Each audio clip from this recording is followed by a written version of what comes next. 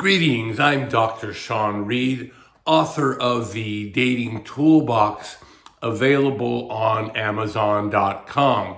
If you like what you see and hear today, please hit the like and subscribe button.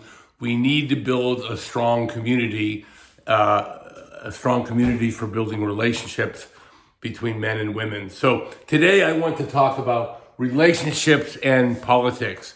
We just had a big election, and we thought it was going to be close, but the Republicans won in very overwhelming fashion.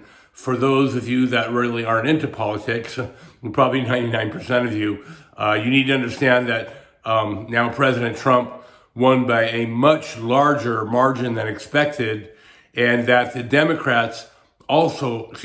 Republicans also took over the House and Senate. So now the legislature and the presidency are controlled by the Republicans, and I think the judiciary also has a Republican majority. So the Republicans are in charge of government.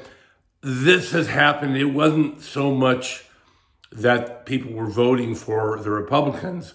In my opinion, people were voting against the Democrats. What has happened is people like myself, I'm a lifelong Democrat, and I was born and raised fairly liberal. Today I consider myself pretty moderate.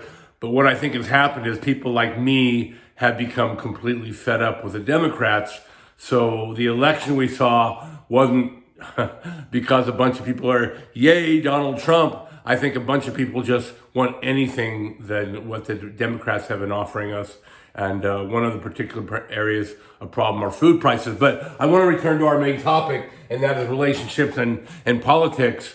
And the reason I'm bringing this up today is because after the election, the internet was inundated with women saying that they were leaving their boyfriend, they're leaving their husband because he voted for Trump, or women saying that they were not going to have sex for 4 years in protest against Trump. And the first thing I want to tell you, which should be obvious, is avoid such women. Any woman who's going to break up with you over politics is not a woman you want to be involved with. And I will back that up by saying that having differences in political views should not be a reason for breaking up a good relationship. Okay, and I'll give some examples of my own. My wife, she's not real into politics, but she is heavily influenced by the far left. On her job, well, let's just talk about what makes up the Democratic Party now. The Democratic Party now used to be the party of working families, used to be the party of labor.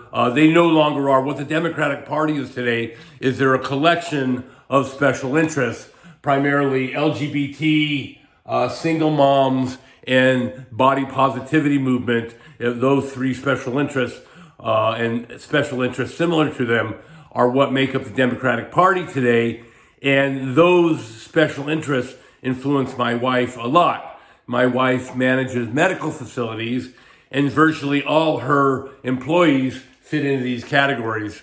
A great majority of her employees are LGBT, are single moms, and interestingly, she runs diabetes clinics, but a lot of her employees also have weight problems, which is a nice way of saying they're obese. So my wife is heavily influenced by the core elements of the Democratic Party. So after Trump was elected, she asked me, well, is democracy in peril? And no, it's not. Basically what happened was people got sick of Trump, they voted him out of office. People got sick of the Democrats, they voted them out of office. So if anything, democracy is working just fine.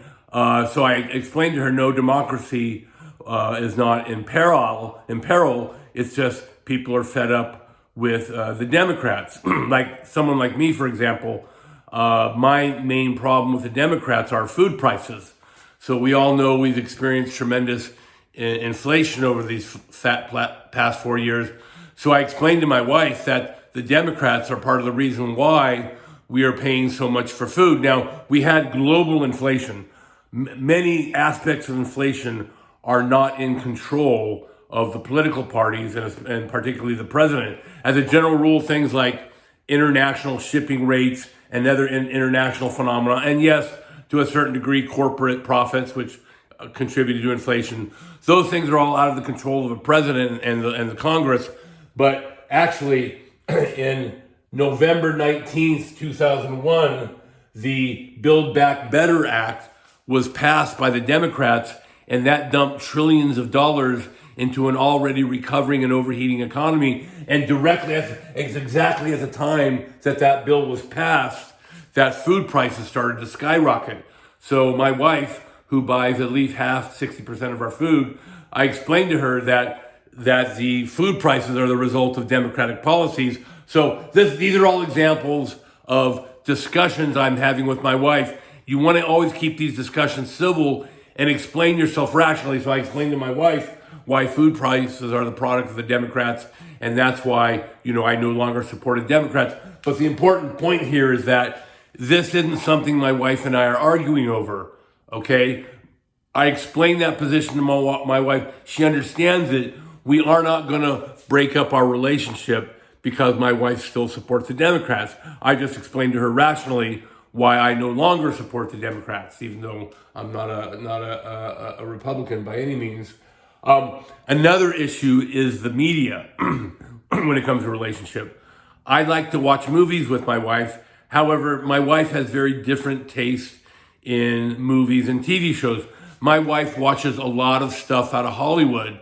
So, for example, yesterday she was watching a program with police officers, and this is something that drives me crazy. As you all know, I'm heavily into martial arts. I boxed for years, kickboxing and Muay Thai.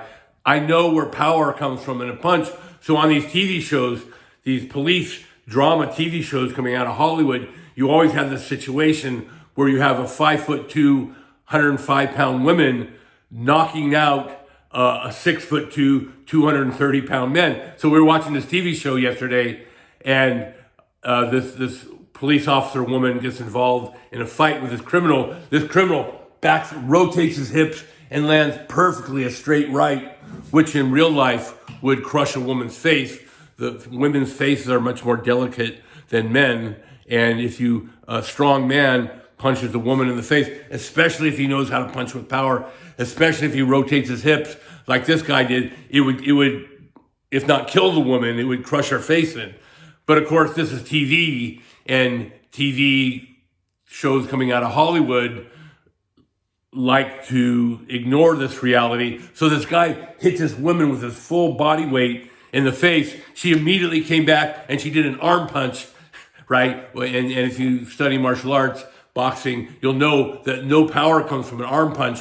Punching power comes from the body. But her little arm punch knocked this guy unconscious. And I explained to my wife, this is why I can no longer watch Hollywood TV shows, because they've completely lost touch with reality. But the point here is that I don't let these differences cause damage in our relationships. What I do with my wife now is early in the evening, usually between 6 and 9:30, my wife likes to watch her Hollywood TV shows, which contain stuff that drives me crazy, like I was just talking about.